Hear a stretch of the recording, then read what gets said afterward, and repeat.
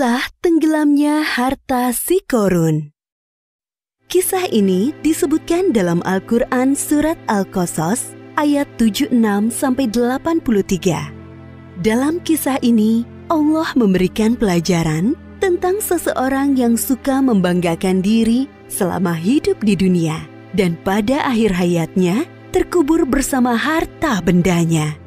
Al-Kisah, di suatu daerah dekat Mesir, hiduplah seorang laki-laki yang sangat miskin bernama Qorun. Diketahui bahwa laki-laki ini adalah sepupu Nabi Musa, anak dari paman Nabi Musa yang bernama Yashar, adik kandung Imran, ayah Musa. Suatu hari, Qorun dikunjungi oleh seseorang. Ternyata yang datang adalah Nabi Musa. Beliau datang berkunjung untuk menanyakan kabar saudaranya itu. Assalamualaikum warahmatullahi wabarakatuh. Waalaikumsalam warahmatullahi wabarakatuh. Wahai saudaraku, bagaimana kabarmu? Seperti inilah keadaanku, wahai Musa. Aku sangat miskin, sampai-sampai tidak memiliki apapun untuk dimakan. Maukah kau berdoa kepada Allah Subhanahu wa Ta'ala agar memberikanku sedikit harta, supaya aku bisa bertahan hidup? Mendengar hal tersebut, Nabi Musa sangat iba dan berdoa kepada Allah agar saudaranya Qorun diberi kecukupan harta. Dan permintaan itu dikabulkan oleh Allah. Hari demi hari, kekayaan Qorun semakin berlimpah karena ia menguasai ilmu jual beli perhiasan.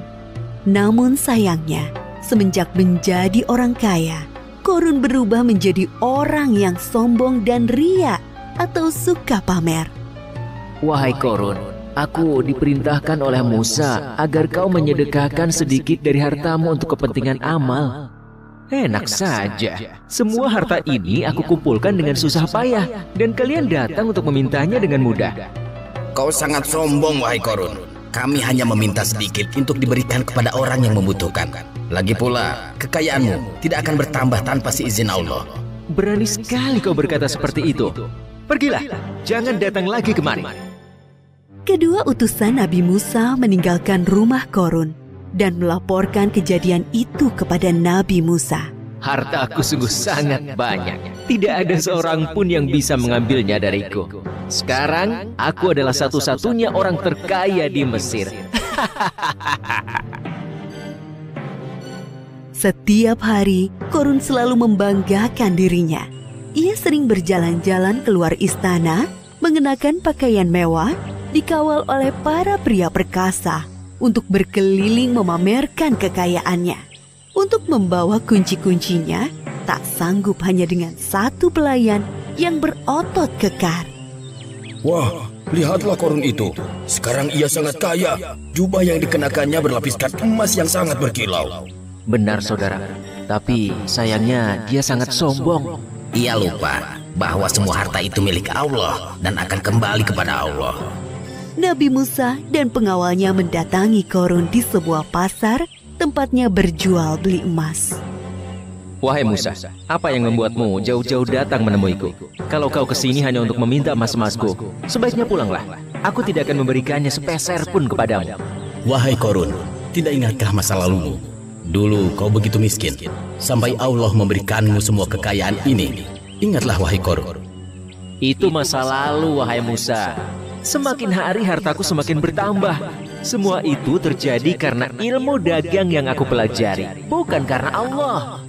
Qorun tetap bersikukuh, tidak mau menyedekahkan hartanya karena menganggap semua harta yang dimilikinya adalah hasil kerja kerasnya selama ini. Aku akan mengatakan kepada semua orang bahwa Musa akan mengambil seluruh harta yang aku miliki.